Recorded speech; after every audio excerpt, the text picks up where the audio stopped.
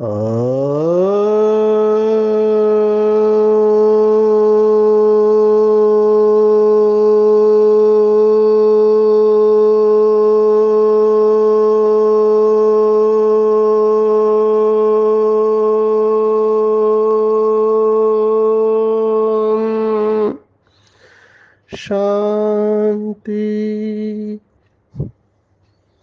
आज 20 मार्च 2024 भारत में बुधवार है।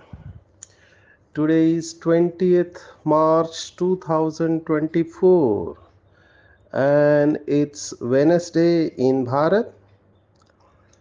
आज की मुरली का जादुई रहस्य स्वयं को प्रेरणा देने के लिए magical secrets of today's Murli for motivating the self।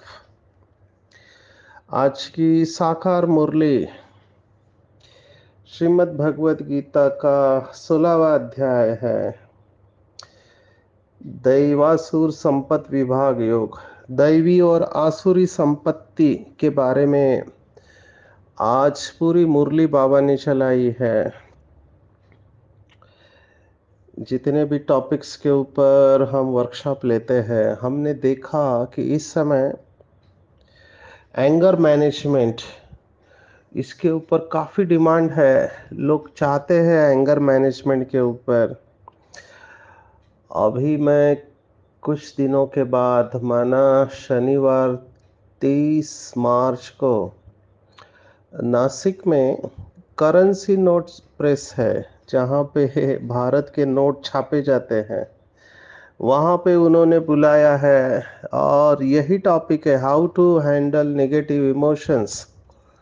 नकारात्मक भावनाएं हमको दुख देती है, आजू बाजू में भी दुख देती है। आज तो बाबा ने साकार मुरली में इसका टाइम भी बताया, कितने दिनों तक इसका असर रहता है। आप सोचो, ज्ञान का सागर शिव बाबा बहुत साइंटिफिक बातें करते हैं। अभी हम डॉक्टर्स इसको तुरंत समझ लेते हैं और उसके संदर्भ में रिसर्च स्टडीज को भी देखते हैं। ये सब बातें हम आज देखने वाले हैं। 16वां अध्याय श्रीमद् भगवत गीता का, जिसमें 24 श्लोक है। इसमें पहले 3 श्लोक जो है वो दैवी संपदा के बारे में है कि दैवी गुण कौन कौन से हैं। एक एक गुण के गहराई में जा सकते हैं। मैं पढ़ना चाहूँगा। अभयम सत्वम संशुद्धि, ज्ञान योग व्यवस्थिति, दानम दमश्च यज्ञश्च स्वाध्याय तप आर्जवम। स्वाध्याय परिवार करके अगर आप जानते हैं तो गुजरात में श्री पांडुरंग शास्त्री आठवले, इस महान आत्मा ने इस परिवार के ऊपर भगवत गीता के प्रवचन चालू किए और उन्होंने अपनी संस्था का नाम स्वाध्याय परिवार रखा। इसी के ऊपर से ये स्वाध्याय शब्द भगवत गीता के 16वें अध्याय में पहला श्लोक है। और उसके बाद दूसरा श्लोक है, अहिंसा सत्यम अक्रोध त्यागः शांतिरपैशुनम दया भूतेश्व लोलुप्त्वम मार्दवम हीर चापलम। ये दूसरा श्लोक है। और तीसरा है दैवी संपदा का, तेज क्षमा धृति शौचम अद्रोह नीतिमान नातिमानिता भवन्ति संपदम दैवी अभिजातस्य भारता। तो ये सब दैवी गुण बताए हुए हैं पहले 3 श्लोक में। एक एक गुण की गहराई में जाए तो बहुत समय लग सकता है। और उसके बाद आसुरी गुण के ऊपर एक ही श्लोक है। 16वें अध्याय में चौथा श्लोक है, दंपो दर्पो अभिमानश्च क्रोधः पारुष्यमेव च अज्ञानम चाभिजातस्य पार्थ संपदम आसुरीम।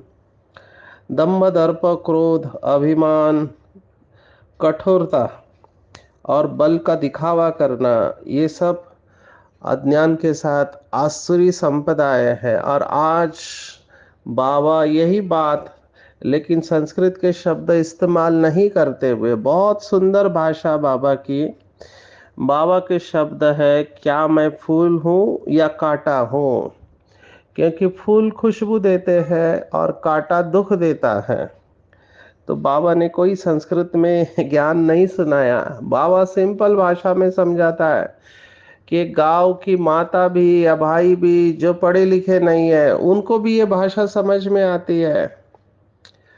तो आज के मुरली में अगर सामान लेना है तो एक सामान हम ले सकते हैं, वो है कि मैं भगवान के बगीचे का खुशबूदार फूल हूँ। अल्लाह का बगीचा जिसका गायन है, गार्डन ऑफ अल्लाह, यह सतयुग। तो अल्लाह के बगीचे का खुशबूदार फूल हूँ। और बाबा को याद करना है तो बाबा इस बगीचे का बागवान है, और बाबा हमें कांटों से फूल बना रहा है। तो आज की मुरली पूरी धारणाओं के ऊपर है। बाबा ने आज की मुरली में कहा कि बच्चे कौन सी स्मृति रखे, तो सभी दैवी गुण आ जाएंगे। दैवी गुणों में भी एकता होती है। एक दैवी गुण धारण करो आप, जैसे नम्रता का गुण धारण करो, बाकी सब लाइन में खड़े हैं। अंतर्मुखता का गुण धारण करो, बाकी सब लाइन में खड़े हैं। जो भी पीछे आने वाले बाबा के बच्चे हैं, जो फास्ट जाना चाहते हैं, तो हमारे आदरणीय जगदीश भाई ने किताब लिखी हुई है, तो दैवी गुणों का गुलदस्ता, उसमें सभी गुणों के बारे में बहुत अच्छी तरह से लिखा हुआ है। बाबा ने भी इन गुणों के बारे में समय समय पर मुरलियां चलाई है। तो हम इन गुणों को देखेंगे। मुझे हमेशा लगता है कि जो 5 डिग्रियां सतयुग की है श्री कृष्ण की, कि सर्वगुण संपन्न, 16 कला संपूर्ण, संपूर्ण निर्विकारी, मर्यादा पुरुषोत्तम और संपूर्ण अहिंसक, इसमें अगर हम इस एक गुण के ऊपर, या जिसको कहे सर्वगुण संपन्न के ऊपर ध्यान दे, तो बाकी सब अपने आप हो जाएगा। ब्रह्मा बाप ने अंतिम समय बच्चों को जो 3 धारणाएं बताई, निराकारी, निर्विकारी, निरहंकारी, उसमें भी बाबा ने बताया कि निरहंकारी बन जाएंगे तो भी बहुत कुछ परिवर्तन हो जाएगा।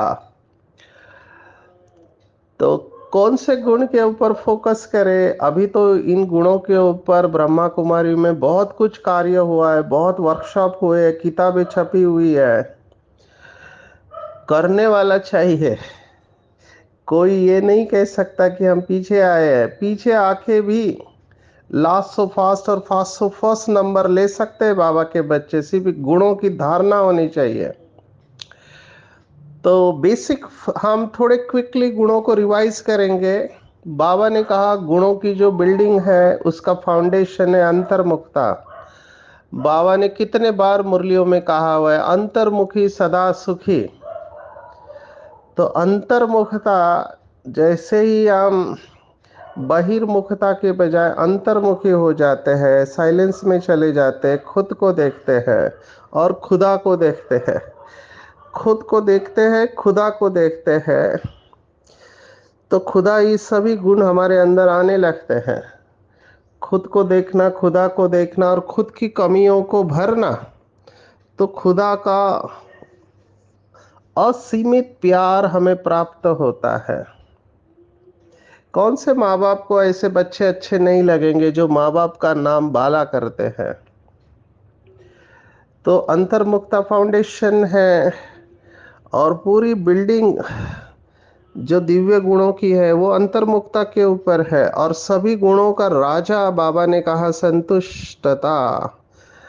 जैसे बीज होता है, फिर उसका तना होता है, फिर ब्रांचेस होते हैं, फिर उसमें पत्ते लगते हैं, पत्तों को फूल आते हैं, फूल के बाद फल होते हैं, तो फल है संतुष्टता। बाबा ने कहा संतुष्टता सभी गुणों का राजा है। एक एक गुण जो बाबा कहता है उसकी गहराई में जाना चाहिए। अंतर्मुखता से संतुष्टता तक की ये यात्रा है। और बाबा ने ये बहुत बार कहा हुआ है कि माला में आना है तो 3 सर्टिफिकेट लेने पड़ेंगे सभी को। एक स्वयं से संतुष्ट, एक बाप से संतुष्ट और एक है ब्राह्मण परिवार से संतुष्टता का सर्टिफिकेट। इसकी शुरुआत होती है, संतुष्टता तो पीक है। और अगर हर कर्म में सफलता चाहिए, इनफैक्ट हमारे आदरणीय जगदीश भाई ने बहुत युक्ति से ज्ञान की देवी सरस्वती मम्मा को ये प्रश्न पूछा था कि ये जो 36 गुण है उसमें से कौन सा गुण इंपॉर्टेंट है। तो मम्मा ने जवाब दिया, सभी गुण इंपॉर्टेंट है, आप ये कह नहीं सकते कि ये गुण ज़्यादा इंपॉर्टेंट है। लेकिन जगदीश भाई तो जगदीश भाई है। उन्होंने फिर से पूछा, अगर आपको इन सब गुणों में चुनना पड़े तो कौन सा गुण चुनोगे आप। तब मम्मा ने कहा, दृढ़ता का गुण, दृढ़ता, डिटर्मिनेशन। और बाबा ने कितने मुरलियों में हमें कहा है कि तपस्या माना और कुछ नहीं है, तपस्या माना श्रेष्ठ संकल्पों में दृढ़ रहना। डिटर्मिनेशन इज की टू सक्सेस कहते हैं, दृढ़ता सफलता की चाबी है। जो भी माया से हार खाते हैं उनके अंदर दृढ़ता की कमी होती है, दृढ़ रह नहीं पाते हैं। अंग्रेजी में कहते हैं persistent effort, Perseverance and persistence. लोग जल्दी हार खा जाते हैं, हिम्मत हार जाते हैं जब बहुत सारे पेपर आते हैं, माया अपोजिशन करती है तो हिम्मत हार जाते हैं और फिर सोचते हैं मेरे से नहीं होगा, मैं चल नहीं पाऊंगी।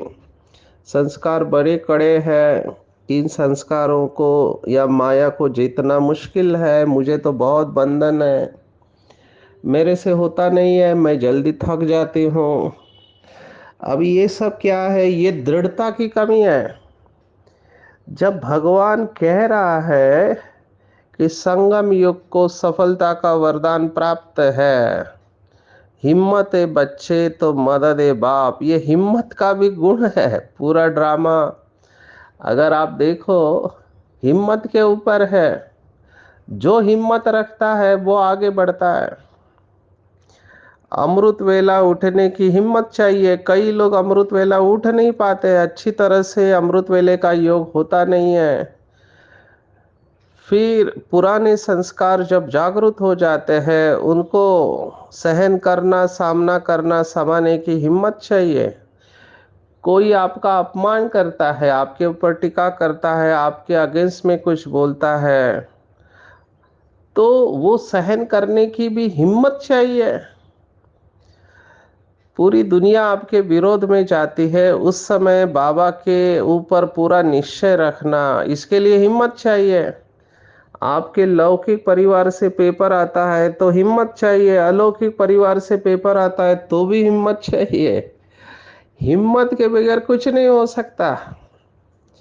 जब बड़े बड़े पेपर आते हैं, किसी की मृत्यु हो जाती है तो मृत्यु में अच्छे अच्छे लोग हिल जाते हैं। दो साइकोलॉजिस्ट हुए, होम्स एंड राहे, इन्होंने एक स्केल बनाया कि बीमारी किन लोगों को आती है। ये टेंशन का स्केल है, ये इंटरनेट पे अवेलेबल है। तो इसमें इन्होंने परिस्थितियों को निकाला कि कौन से परिस्थिति में व्यक्ति को तनाव आता है, तो उन्होंने हर एक परिस्थिति को नंबर दिए। उसमें उन्होंने नजदीकी व्यक्ति का मृत्यु होना, इसको 100 मार्क्स दिए हैं, माना इतना स्ट्रेसफुल होता है ये। तो किसी की मृत्यु हो जाती है तो उस समय भी परिस्थिति का सामना करने के लिए हिम्मत चाहिए। तो ये सब परिस्थितियां, बीमारी होती है, अभी कई सेंटर पर जाना होता है। आज एक व्यक्ति से मिला, यंग बॉय है, कम उम्र में उसको गले का कैंसर हुआ, तो ऑपरेशन हुआ, उसकी आवाज़ कम हो गई है। तो ऐसी परिस्थिति में खड़े रहने की हिम्मत चाहिए। बहुत बड़ी बीमारी आती है तो लोग हिम्मत हार बैठते हैं। हर बात में हिम्मत चाहिए, करेज अंग्रेजी में कहते हैं। It takes courage to stand up and talk, and it also takes courage to sit down and listen. दोनों में करेज चाहिए, हिम्मत चाहिए। तो ये दिव्य गुणों के एक एक करके गहराई में जाना चाहिए। यूजुअली हम अंग्रेजी में कहते हैं डूज एंड डोंट्स, माना क्या करना चाहिए और क्या नहीं करना चाहिए। बाबा ने दो शब्द इस्तेमाल किए। बाबा डूज एंड डोंट्स अलग अलग तरीके से कहता है। एक मुरली में बाबा ने कहा था कि कुछ बातों को धारण करना है और कुछ बातों को छोड़ना है। जैसे हम कुछ दिन से देख रहे, छोड़ो तो छूटे। तो छोड़ने वाली बातें अलग है, धारण करने वाली बातें अलग है। और ये दोनों बातें साइमल्टेनियसली होती है। क्रोध जाता है तो शांति आती है, या दया आते है तो क्रोध चला जाता है।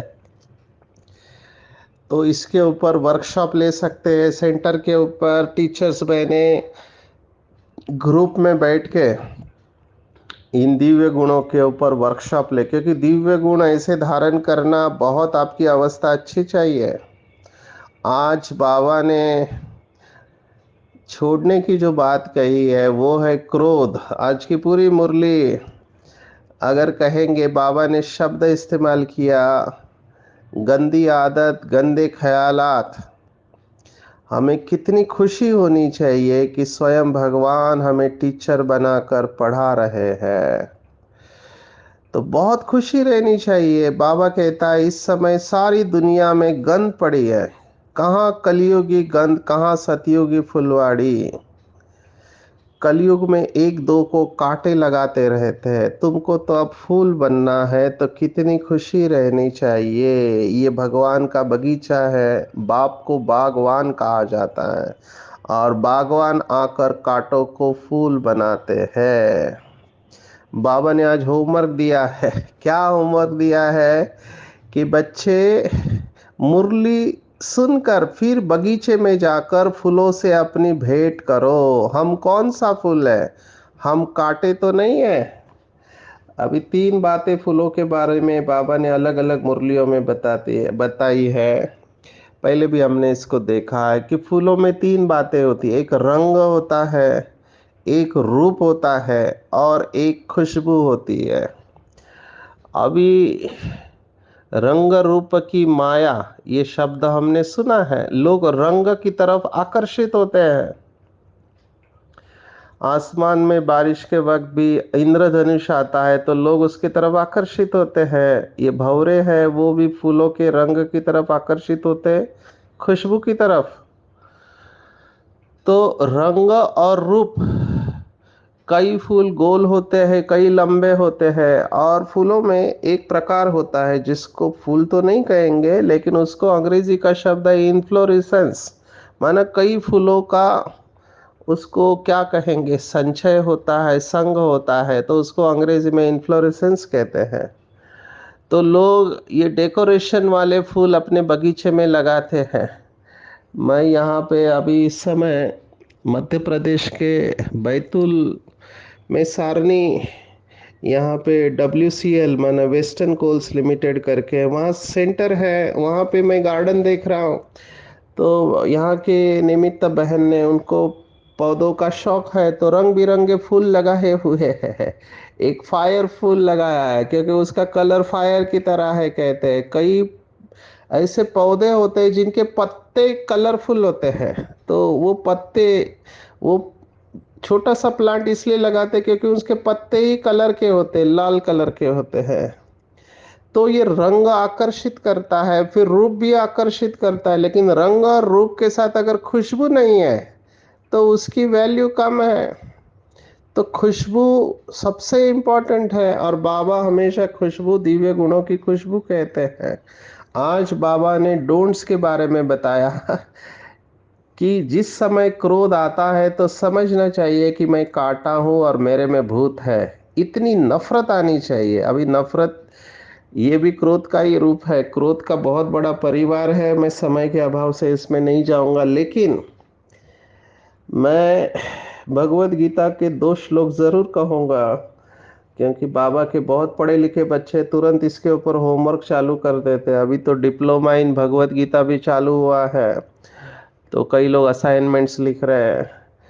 तो दूसरे अध्याय में 62-63वां श्लोक है, second chapter 62nd verse and 63rd verse, बहुत डीप है, पीएचडी लेवल का है।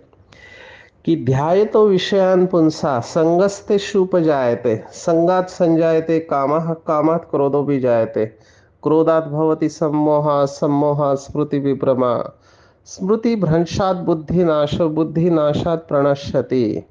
ध्यायतो विषयान् पुंसा माना विषयों का चिंतन करने से काम की उत्पत्ति होती है। यहाँ काम माना काम विकार नहीं, यहाँ काम माना कामनाएं, विषयों का चिंतन करना। जैसे अभी मैंगो का सीजन चालू हो रहा है, तो जो आम के प्रेमी है उनको आम का विचार आया कि अच्छे आम खाने चाहिए, तो कामना उत्पन्न होती है आम खाने की, और आम नहीं मिला, एग्जाम्पल है, आम नहीं मिला तो कामना पूर्ण नहीं हुई तो क्रोध आता है, और क्रोध से बुद्धि का नाश होता है, बुद्धि का नाश होने से सर्वनाश हो जाता है। अभी ये सब कनेक्शन है।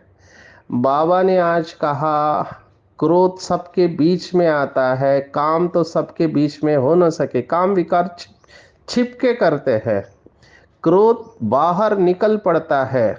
और बाबा ने आज गहरी बात कही है, क्रोध करते हैं तो उसका असर थोड़ा दिन चलता है, माना आज क्रोध किया तो उसका इफेक्ट थोड़ा दिन चलता है, ये भगवान कह रहा है। तो इसके ऊपर चिंतन करें कि जब मैं क्रोध करता हूं तो उसका असर कितना समय तक रहता है।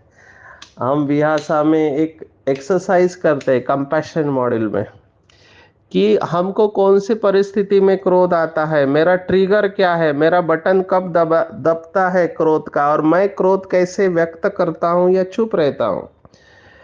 क्रोध कई लोग दबा कर भी रखते हैं, चुप रखते हैं, चुप रहते हैं, बोलते नहीं है, ये भी क्रोध का प्रकार है। लेकिन यहाँ पर बाबा कह रहा है वो अलग कह रहा है, बाहर निकलने वाले क्रोध के बारे में बाबा कह रहा है, उसका असर थोड़ा दिन चलता है।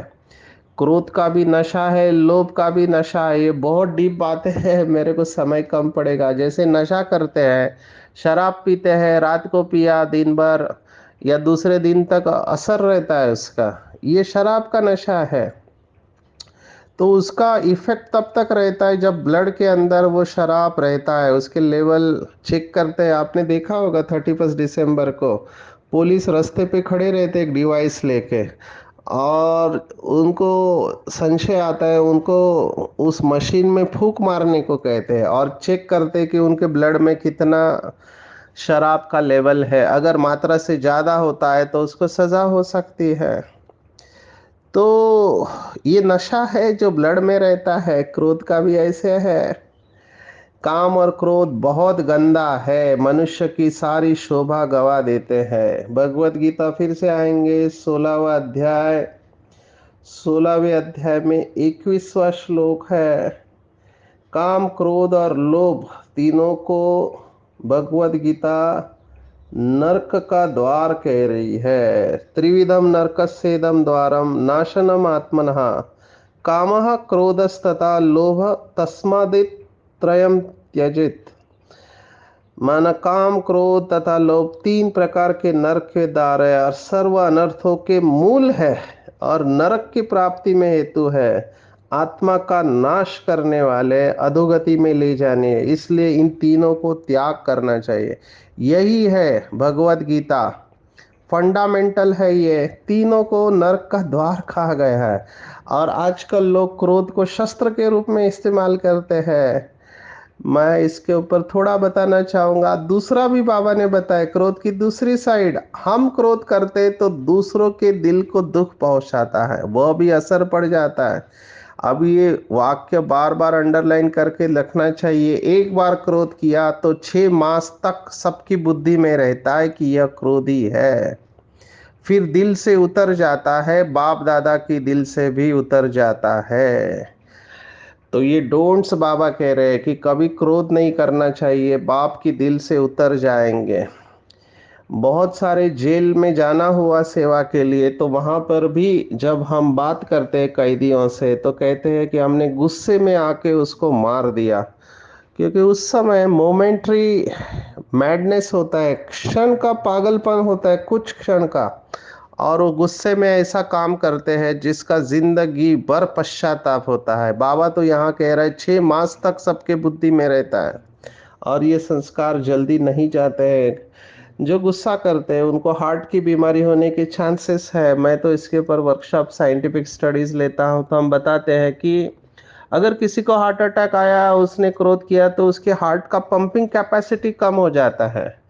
स्टडी हुई है कि कोई गुस्सा करता है तो कुत्तों के ऊपर ये स्टडी हुआ कि उनको भोजन का टाइम हुआ, भोजन दिखाया लेकिन दिया नहीं, तो उनको गुस्सा आया और उनकी खून की नसें हार्ट की वो सिकुड़ गई और अगले कई घंटे तक वो सिकुड़ ही रही, माना हार्ट को ब्लड फ्लो कम हो गया।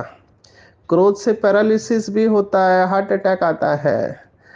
तो बाबा आज इसके ऊपर बहुत हेवीली जा रहा है। कोई भी गंदी आदत छोड़नी है तो छोड़नी चाहिए और इसके लिए योग चाहिए। बगैर योग के आदत जाती नहीं है। मेरे पास बहुत आते हैं अपनी गंदी आदतें छोड़ने के लिए। अभी उसमें एडिक्शन तो है लेकिन कई सारे जो आज बाबा ने कहा गंदे ख्यालात आते हैं, ये भी एक एडिक्शन है, काम विकार का एडिक्शन कहते हैं। तो ये आदतें छूटती नहीं है। अनलेस आपका योग अच्छा होगा तभी ये आदतें छूटेगी। तो मेहनत करना चाहिए। जैसे आज बाबा ने विक्टोरिया के वजीर को याद किया, गरीब था, रोड की लाइट पर, बत्ती पर पढ़ पढ़ कर ऊंच पद पा लिया, क्योंकि शौक था पढ़ने का। ऐसे हमको भी शौक होना चाहिए कि दिव्य गुणों की धारणा करें। एक मुरली में बाबा ने कहा दिव्य गुणों की दान करने में दादी जानकी नंबर 1 है। ये बाबा ने दादी को मुरली में एक्नॉलेज किया हुआ है। अभी कितनी बड़ी बात है। बाबा को भी नाज होता है वो बच्चे बाबा के जो बाबा को प्रत्यक्ष करते हैं अपने गुणों और व्यवहार के द्वारा। कई बाबा के बच्चों में मैं देखता हूँ नम्रता का गुण इतना अच्छी तरह से भरा हुआ है।